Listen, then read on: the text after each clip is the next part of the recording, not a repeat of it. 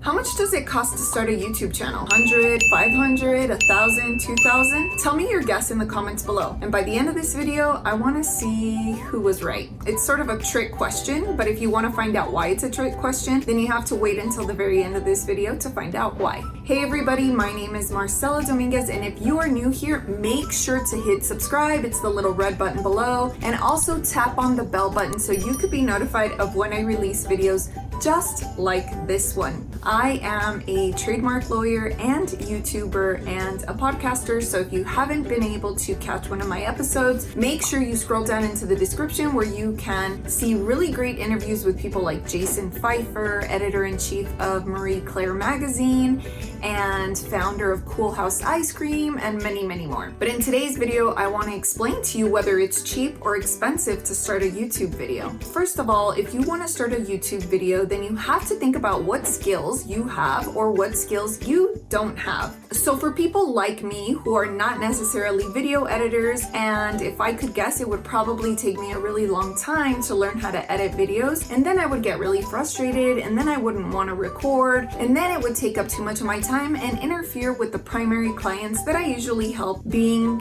business owners. So if you want to outsource the project, that's a whole separate cost, right? So if you're somebody who knows how to do this yourself, then you don't have to worry about that separate cost that I have to worry about. So if you're inherently good, or if you have learned the skill of video editing, either because you've taken a course, you've practiced enough on your own, then you don't have to worry about hiring somebody and paying somebody else to do the work for you. And also, if you're willing to learn how to do it, then yeah, you don't have to worry about this added cost of hiring a video editor. But you can find a video editor anywhere. So where would you find a video editor? You can go to places like Upwork or Fiverr. You can put an ad out on Indeed, Monster.com, Craigslist, any of your local listings, or any national listing that you could probably find. I mean, you have to ask yourself, okay, do I want this person to just be an independent contractor? Do I want to have them as an employee? So if you want to have them as an employee, then your best bet is to put out a listing or a post on a place like Indeed.com, Monster.com, even on Craigslist.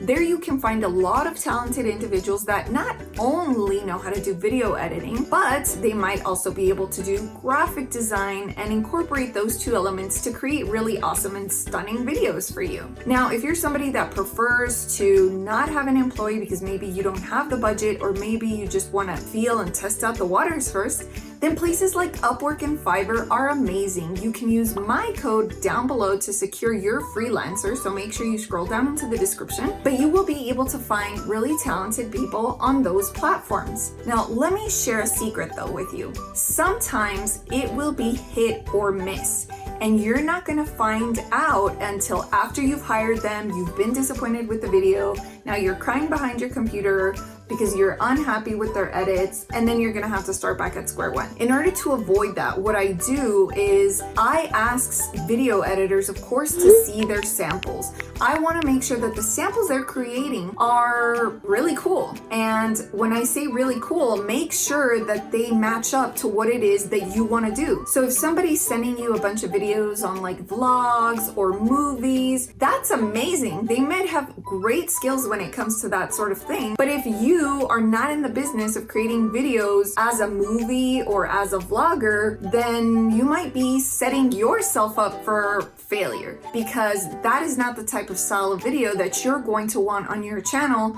So when it comes to editing your type of educational or informational content, if that's what you do, then there's no matchup there. You see what I'm saying?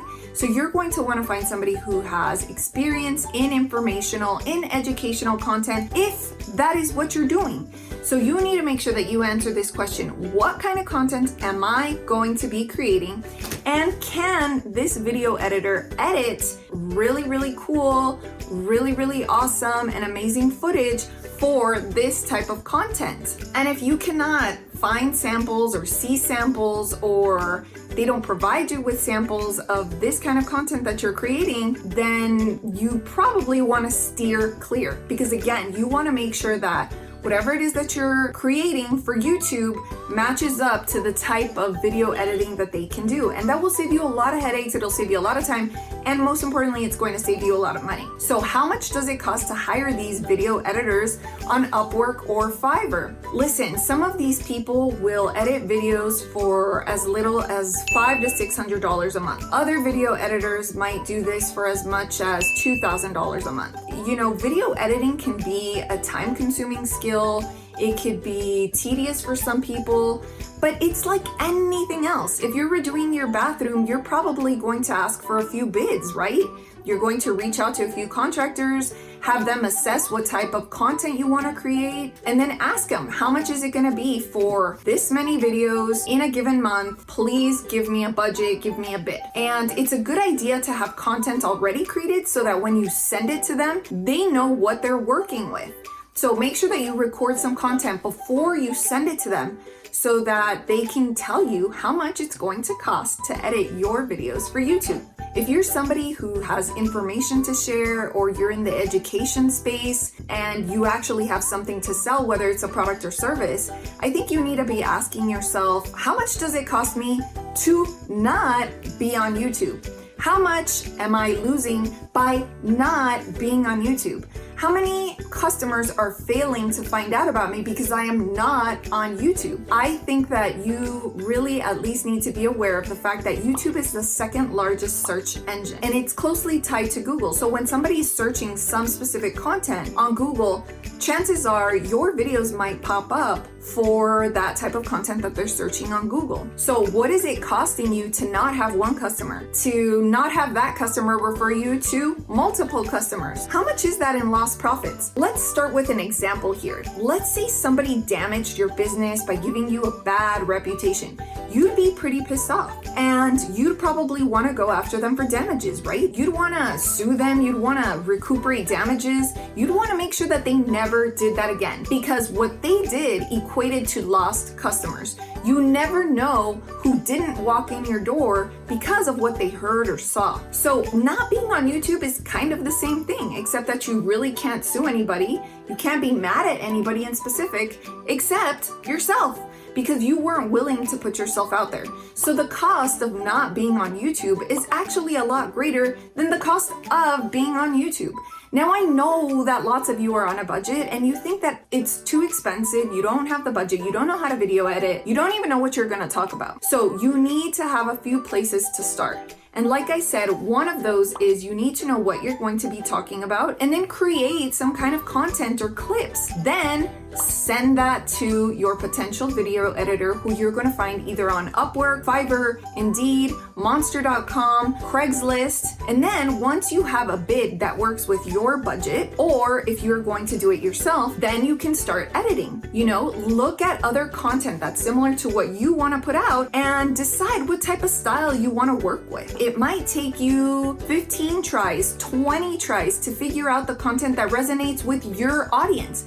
Because at the end of the day, it's not about you, it's about them, right? So then the third tip is you're going to post it onto YouTube, and then it's going to take some time. So I don't want you to think, okay, I put out my first video and now I'm going to be making 6 figures. It doesn't quite work that way. You have to have consistency. You have to have something that you're actually selling.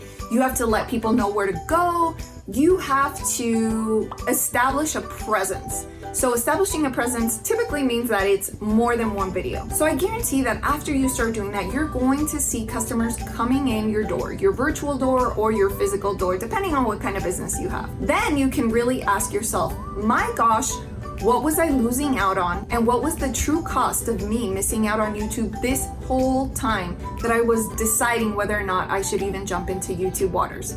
If this video was helpful, make sure you give me a thumbs up and you subscribe.